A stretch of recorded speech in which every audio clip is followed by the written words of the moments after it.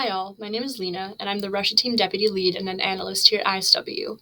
And today I'm going to break down the main takeaway from Putin's joint annual press conference and direct line forum that took place yesterday on December 14th, for the first time since Russia's full-scale invasion of Ukraine.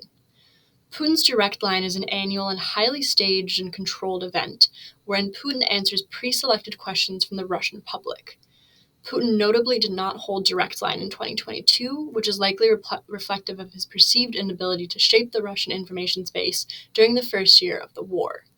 However, yesterday's combined direct line and press conference showed that Putin was much more confident in his ability to discuss the war in Ukraine, despite the fact that he did not necessarily offer a new approach to the war or specify a desired end state for hypothetical Russian victory in Ukraine.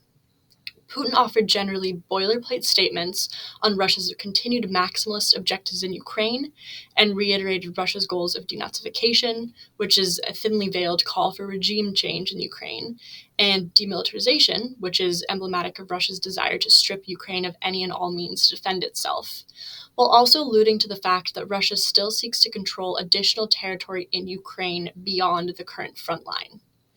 Putin also notably claimed that there are 617,000 Russian personnel in the quote-unquote combat zone, which is likely an inflated number that includes all mobilized Russian personnel, contract soldiers, and volunteers in irregular formations along the front line and in the rear. The biggest inflection in Putin's rhetoric during direct line was his discussion of the tactical and operational situation in Krinky, a settlement where Ukrainians have been conducting attacks on the left bank of Kherson Oblast. Putin framed Russia's inability to repel Ukrainian forces from Krinky as a purposeful operation to attrit Ukrainian capabilities. Putin's explicit discussion of Krinky suggests that he is somewhat sensitive to information space neuralgia about Ukrainian success on the left bank, which has been a highly sensitive issue among mill bloggers for most of 2023. Putin did not discuss tactical situations on any other areas of the front where Russians are actually pursuing offensive operations at this time, suggesting that Krinky is a particularly sensitive issue in the Russian information space. Putin may have also been tacitly criticizing Colonel General Teplinsky, who is the commander of the Dnieper Russian group of forces that are in charge of defending Kherson Oblast. Putin's apparent willingness to discuss Krinky, as well as other issues faced by Russian forces on the front, may be an orchestrated effort to redirect any public ire at the war effort at the bureaucratic apparatus of the Russian MOD.